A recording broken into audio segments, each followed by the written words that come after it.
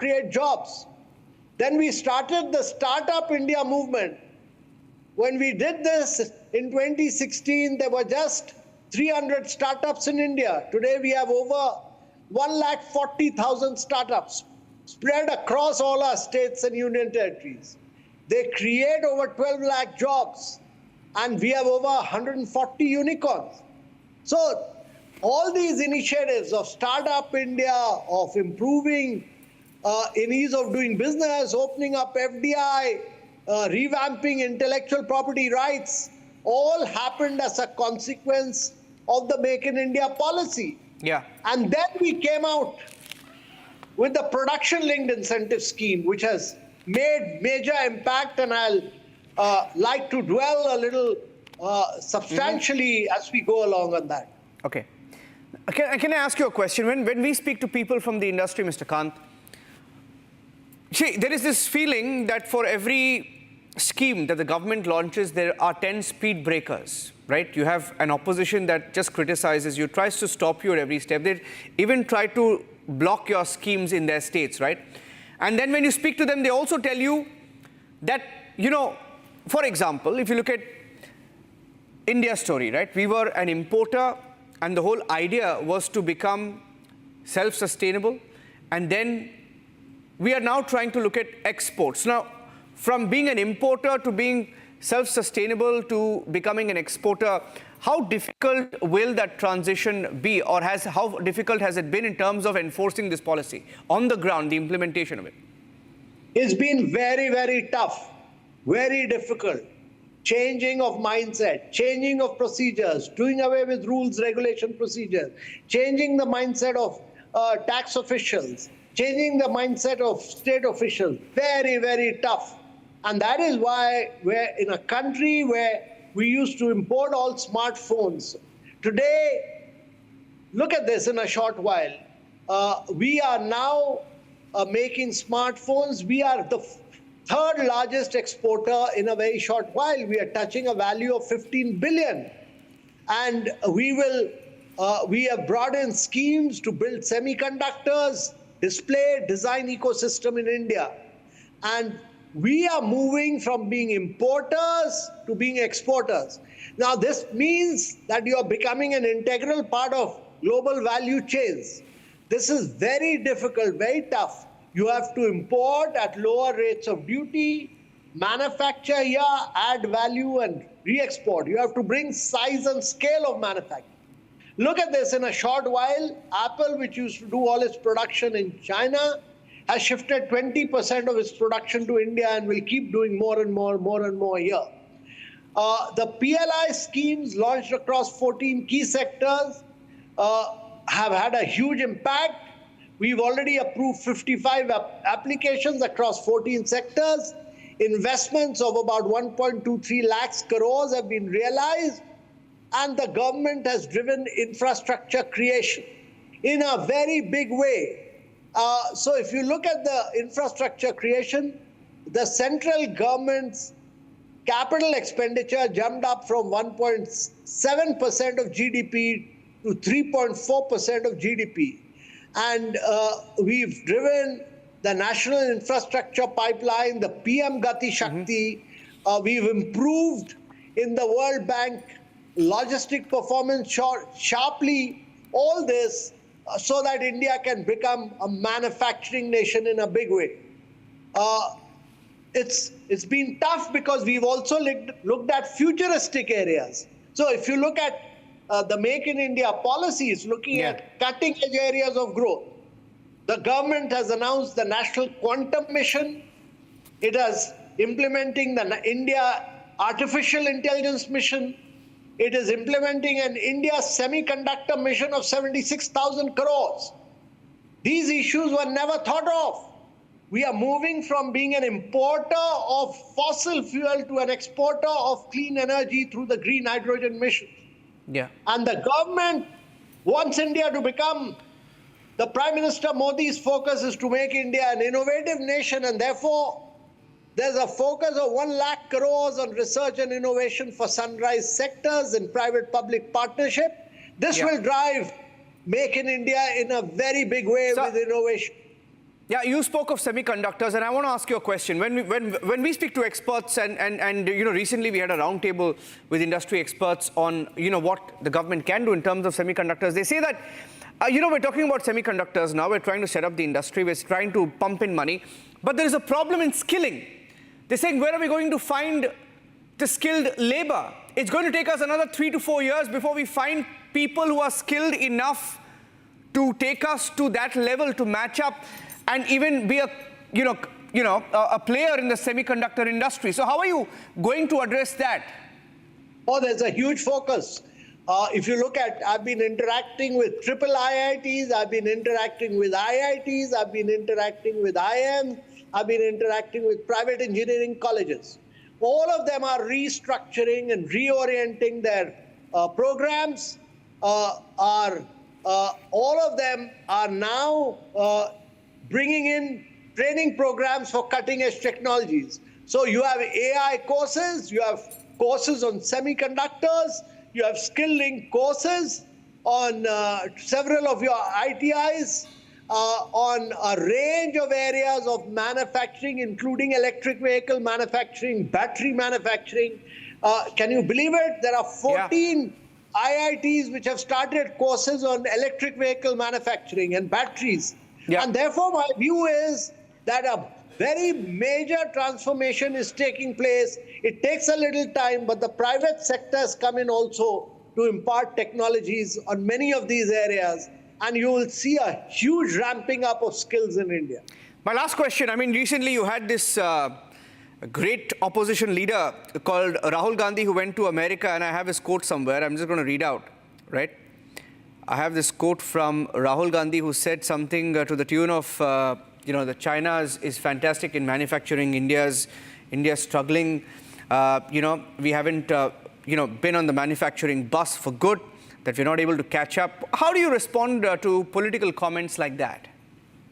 No, so look at this. About 10 years back, we were 142 in ease of doing business. We were taking 7 years to give a patent. We were taking 4 years to give a trademark. We did not have industrial corridors. We did not have production-linked incentive. There were a huge number of rules, regulation, procedures, paperwork. It was a very complex ease of doing business regime. The foreign direct investment regime was closed. There was no investment on infrastructure. Now, obviously, there was no manufacturing in India. So over the last decade, we've made radical progress. We've moved into cutting-edge areas of growth as well, into AI, quantum, green hydrogen, many other areas. Now, a lot has happened. We've pushed India into a manufacturing nation, as you've seen in the case of a smartphone, electronic manufacturing, etc. Many of you would recall that 10 years back, we had Nokia manufacturing in India, but that manufacturing plant was closed because of some tax issues which could not be solved. And we have made a complete turnaround. Yeah. So while India was growing on services, now India is growing on both services and manufacturing and on startup India. And therefore, India must fire on all cylinders. It must fire on manufacturing to create jobs. It must grow on services. It must urbanize. It must enhance agriculture productivity. Then only India will grow at 9 to 10% per annum year after year for 3 decades. Despite all the obstacles, I'll tell you, Mr. Kant, manufacturing contributing to 15.8% of to the economy in financial year 24, job growth soaring to nearly 63 million in financial year 23. PLI schemes, especially in mobile production, skyrocketing from 5.8 crore units in 2014-2015 to an impressive 33 crore units in 23-24. And we're meeting almost 98-99% of our domestic mobile needs. It's fantastic. And despite all the political opposition, and that's our biggest obstacle. People within don't want to cooperate in the India growth story for some reason. I'll leave it at that, Mr. Kant. It's been a fantastic story so far, and we just hope that in the interest of India, in the interest of our nation, the Make in India story gets stronger, bigger, better from here. Thank you very much, Amitabh Kant, for joining us on The Debate. Thanks. Thank you very much.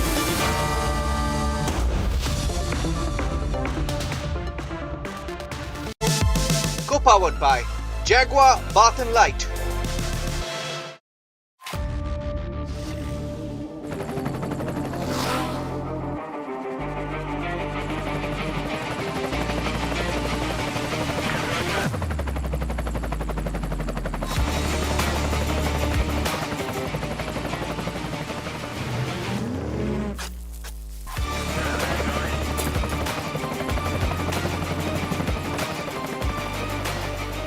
Director, the taste of success. 13,000 placements last year. At Amity, we are committed to nurturing passionate, hardworking and proactive professionals.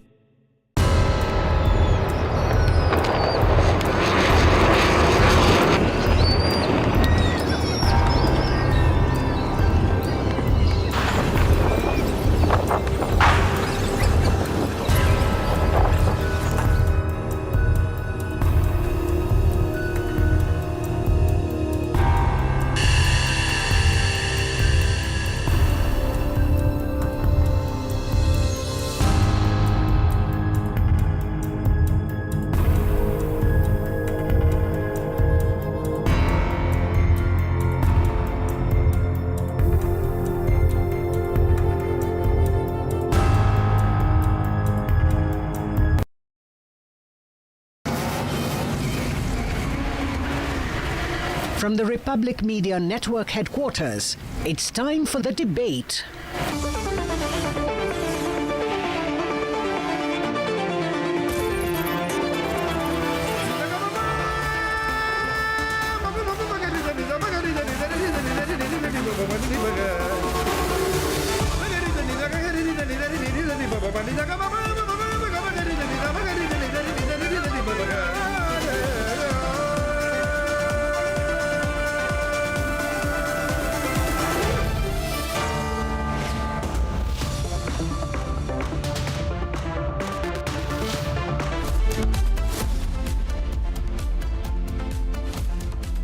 Hello and welcome, friends.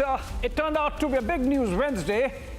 Democracy has triumphed big time yet again in Jammu and Kashmir as the people there bumper voted in phase 2 of polling. Also in a big reveal, Muhammad Yunus, the caretaker chief of the Bangladesh government, has exposed of how Sheikh Hasina's ouster was meticulously planned operation. And then back home, we had AIMIM chief Asaduddin Owaisi shooting from the shoulders of the Hindu community and seeking exclusivist privileges for the Muslim minority on the Waqf bill. Those are going to be our three debates tonight. Debate number 1. Is it Naya Kashmir? Democracy takes stronger roots in Jammu and Kashmir. Debate number 2, we know now that Bangladesh coup was meticulously planned by the deep state. Yunus ousts the reality and the truth. And debate number 3 is Owaisi shooting over shoulders of the Hindu community to seek Waqf privileges. It's going to be a wider debate on Uniform Civil Code at 9 p.m. with Niranjan. But let me get you the headlines first.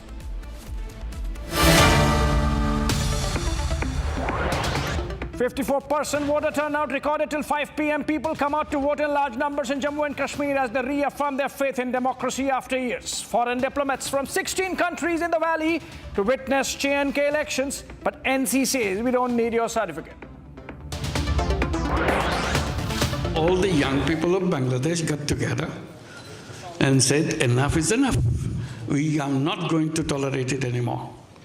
And they didn't. Every single person in Bangladesh support this cause.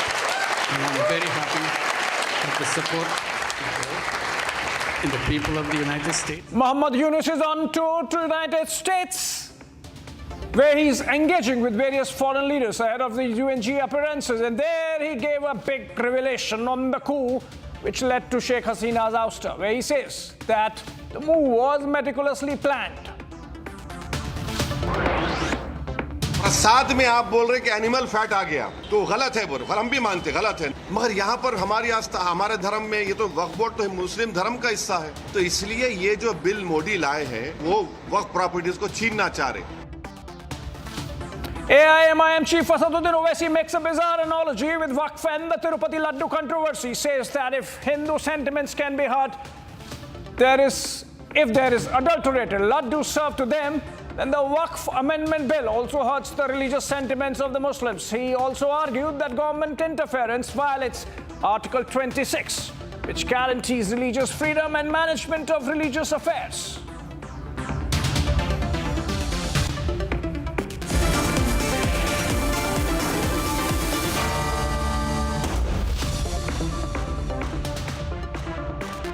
Okay, friends, we had a great day in Jammu and Kashmir, with democracy taking deeper roots as the Union Territory voted in Phase 2 of the elections to the Legislative Assembly.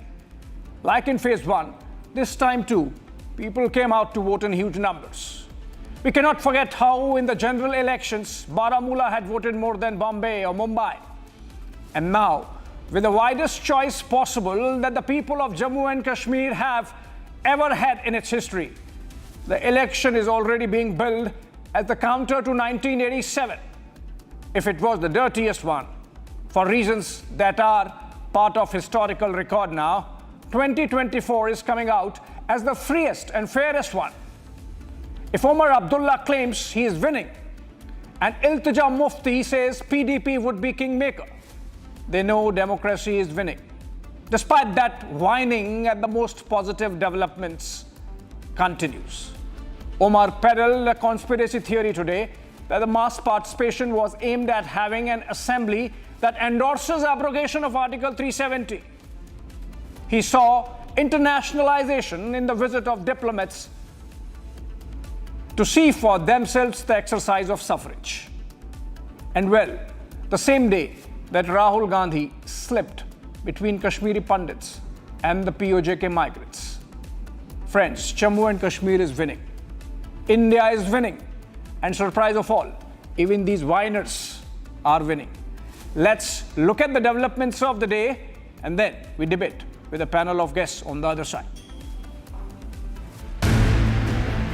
The world is lauding India for holding the largest democratic elections in the world. तीसरी बार हमारी सरकार की वापसी हुई है और ऐसा पिछले 60 सालों में भारत में नहीं हुआ था. And now, a record-breaking voter turnout in Jammu and Kashmir in the very first phase of polling. I've never seen this kind of practice before. This is my first time, so it is satisfying. Yeah, first time here. It's very beautiful. It's wonderful to be amongst the people who are actually here to cast their votes. I see the really vibrant enthusiasm. It's a pleasure. It's my first time that I'm visiting Kashmir, Jammu Kashmir. So it's really a privilege to be invited by the Ministry of External Affairs to come and visit firsthand today's polling stations being open. But the National Conference sees politics behind the global recognition of India's celebration of democracy. यही लोग जब जम्मू कश्मीर के बारे में comment करते हैं तो government of India की तरफ से बयान आता है कि जम्मू कश्मीर जो है वो हमारा अंदरूनी मामला है, इस पे दूसरों की दखल नहीं होनी चाहिए. अगर दखल नहीं होनी चाहिए, अगर इनके कमेंट्स आपको नहीं चाहिए तो इनको यहाँ लाया क्यों जा रहा है? This is the same Omar Abdullah who met rather covertly an American delegation. The same Omar Abdullah who is in an alliance with Rahul Gandhi, who has maligned India on foreign soil several times. This even as fissures seem to be developing in the NC Congress alliance.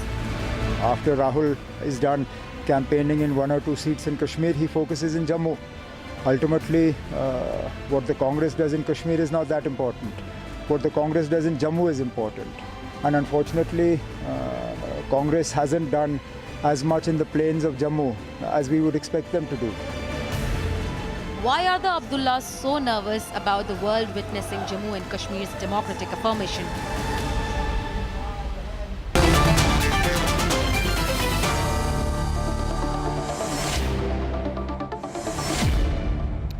All right. right, joining me in this conversation to represent the views of the BJP and hence the central government, Radhika Khera. She's national spokesperson of the party. We also have Sushil Pandit, columnist, Kashmiri Pandit rights activist.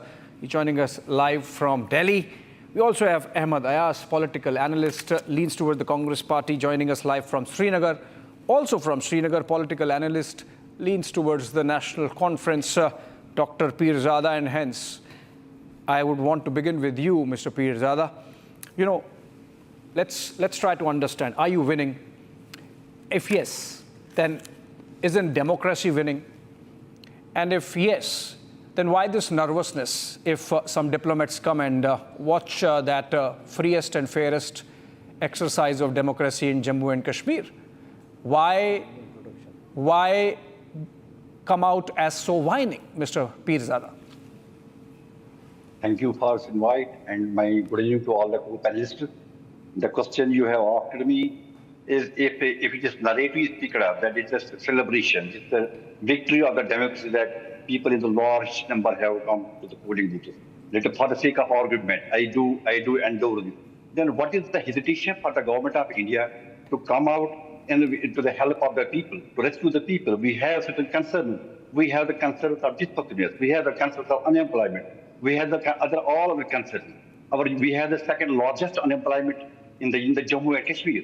These concerns then need to be concerned. And what is the hesitation? What is wrong with in coming forward to help out the people? If this is celebrated, this kind of voting percentage was previously also exhibited during the parliamentary poll.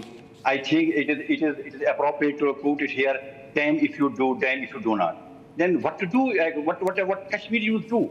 If I endorse this, I take advance, come to the rescue of the people, win our hearts, win our minds, win our hearts, and address our concerns.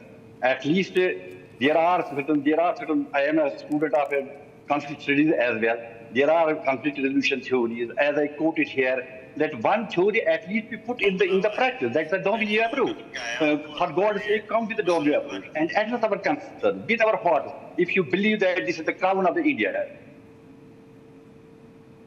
Yes. Some issue there with the crown of the India is in shambles whatever. But a good percentage. Go ahead. Hello? I'm not audible.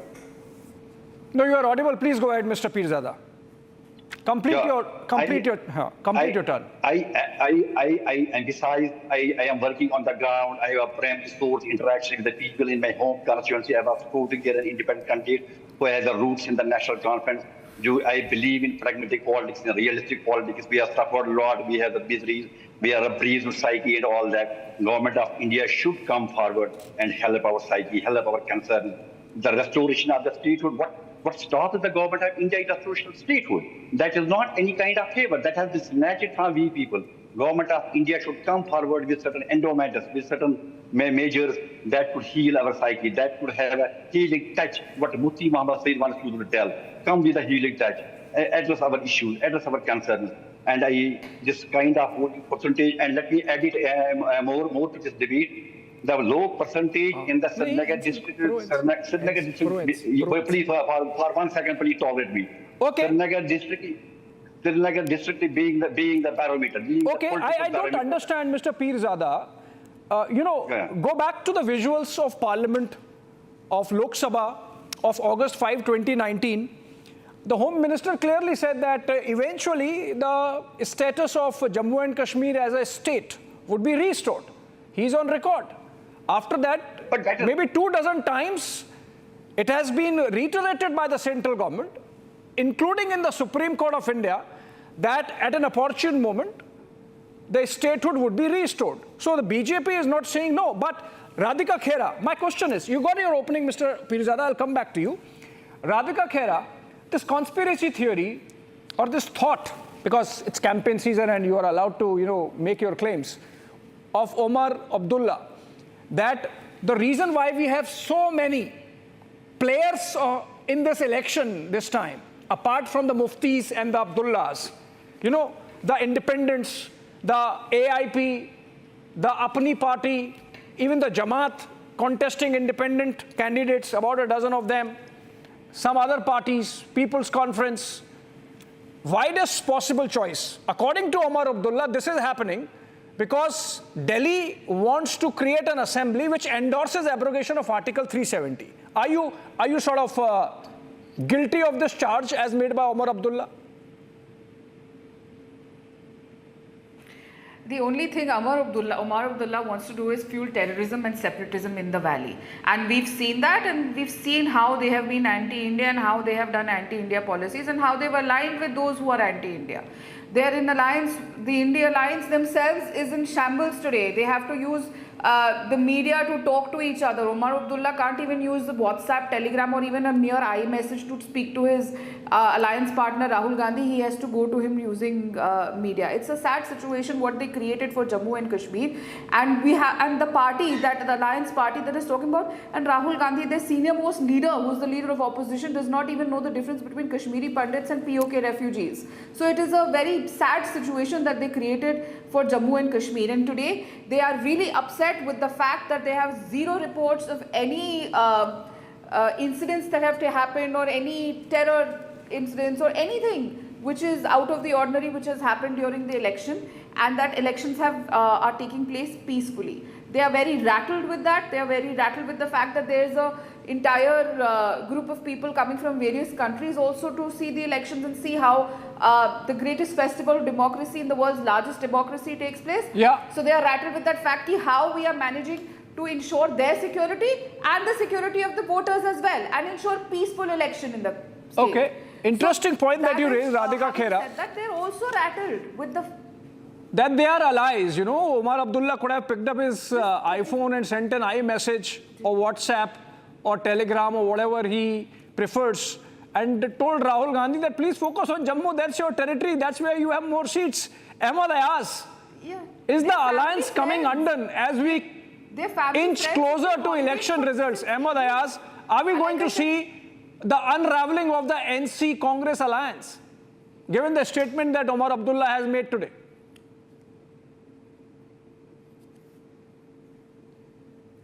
Yeah, I see, as on today, it looks that Congress has been very sincere and honest so far as pre-poll alliance is concerned. And maybe there could be some compulsions with the National Conference to see that the alliance, pre-poll alliance is done, which we see that what could be the possibilities of their and being under some pressure to see that. Otherwise, possibly they would not have sought pre-poll alliance with anyone as they did